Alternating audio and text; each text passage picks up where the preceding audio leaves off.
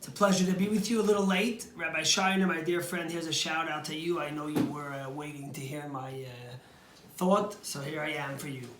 Years ago, I told you the story about this rabbi who was giving a speech by Kol Nidre, and he went on for an hour, and he was very eloquent, and he was very funny, and people were just mesmerized by him. He felt pretty good about himself. He got a nice round of applause. He finishes his speech, and this guy runs over to him. He says, "Rabbi, hello, my name is David. I'm working for CNN." He says, "Rabbi, listen, your speech was the best speech I ever heard. I'm wondering if you could condense it into 5 minutes. I want to put you on national TV on CNN. I want everyone to know how amazing your speech was and the deep thoughts you said. Could you do it?" And the rabbi is feeling so good. Imagine it'll be on national TV. Everyone will hear him. And the rabbi thinks, he says, "Can I put it in 5 minutes?" He says, "Sure." And the guy looks at him and says, "If that's the case, why didn't you?" And the point is that sometimes we think that it's about how many minutes we speak for to get across the message we need to. And sometimes shorter is better. So today I'll try to be on the shorter end. People are very broken about shuls being closed. I just got a recorded message from a friend whose rabbi in South Africa sent out a message about the shul closing, and he was literally crying. And it's a tough thing for Jews since the destruction of the temple. When we had shuls, there's never been a time when shuls were closed except, heaven forbid, by people who hated us and wanted to kill us. And here, voluntarily, we have to close our shuls. And the question is, what do we do? So, this past Shabbos, I had a little bar mitzvah for a bar mitzvah boy, Ranan Milgram, whose bar mitzvah had to be canceled, but we did a minyan with 10 people. And I told him this story, one of my favorite stories from one of the disciples of the Baal Shem Tov. His name was Reb Zev Wolf Kitzis. Reb Zev Wolf Kitzis was a very spiritual, mystical tzaddik, righteous man. And one year the Baal Shem Tov came over to him, and the Baal Shem Tov says, "Reb Zev Wolf, I want you to be the one to blow the shofar in the shul of the Baal Shem Tov." Imagine, thousands of chassidim together, and Reb Zev was going to get the honor to blow shofar. Reb Zev didn't take this lightly. He took it very seriously. And he spent the full month of Elul, which is the preparation month for Rosh Hashanah, studying the deepest mystical insights of the power of shofar and what it means and how it connects to every single part of us and how it brings down the greatest revelations from the Almighty. And he wrote down notes on a piece of paper that he should remember all these deep insights that he studied. And that morning he came to shul. He was ready to go up there, and he was going to blow shofar like nobody ever did, with the greatest kavanah and the greatest mystical powers. He gets up there and you see that? This is real life. My son is coming into the little private study we have.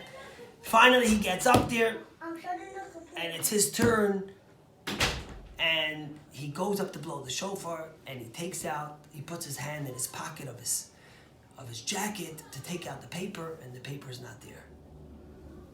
He lost the paper. All the deepest insights he thought of are gone. How's he going to be able to blow shofar the right way and inspire the Jewish people with all the revelations of mysticism about the power of shofar?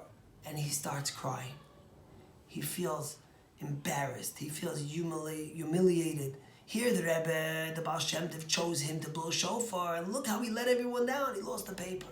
He takes out the shofar and he starts blowing. He's broken. He's crying. He doesn't remember anything. He loses his mind. He can't even remember one of the mystical teachings that he thought of, that he learned to be able to somehow connect. He blows the shofar. He goes back to the corner of the shul, embarrassed. He doesn't want anyone to see him. Nobody should see him. Well, guess what? As the Baal Shem Tov's leaving shul, the Baal Shem Tov comes over to Reb Zev and looks at him, so broken, and he says, "Reb Zev, this is the best shofar I've ever heard blown." Reb Zev Wolf is shocked. He says, "How could that be? I lost all my notes." And the Baal Shem Tov looks at him and says like this, all the mystical thoughts and teachings that you learn Each one of them is like a key to open one of the doors to the chamber of the Almighty, to reach the Holy Almighty on the day of Rosh Hashanah and plead with Him to give the Jewish people a good year. But there's one master key, and this master key opens every single door and lets you through every single gate to reach the Almighty. And you know what this master key is? And Reb Zev was listening, and the Baal Shem Tov says, this master key is a broken heart. When a Jew prays to the Almighty with a broken heart, with humility, there is no greater mystical interpretation or revelation than that broken heart that comes in front of the Almighty. I think this story is so powerful for the times we're living in. We're broken. We're uncertain.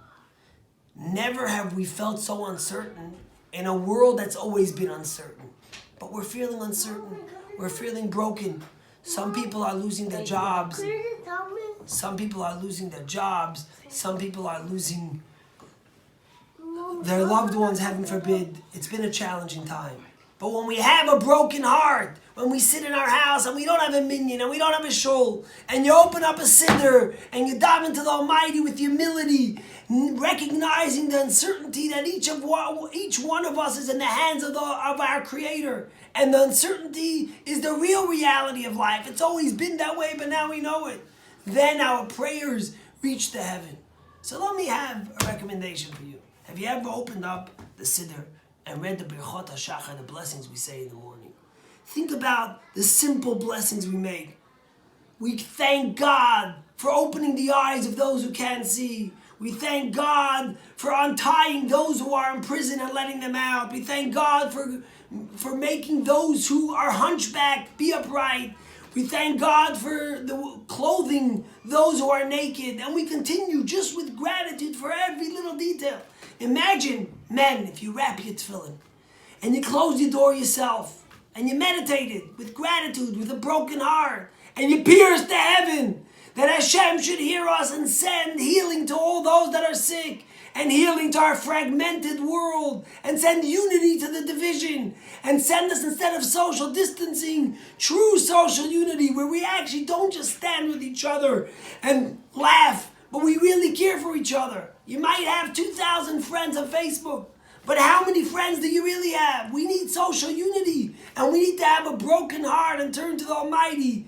And as the Baal Shem Tov told Reb Zev, when you have that broken heart, you have the master key to open every key of heaven, and Hashem should listen to our prayers, and we should be blessed with an end to this terrible virus and calamity that has bestruck this world. Have a great day. See you tomorrow.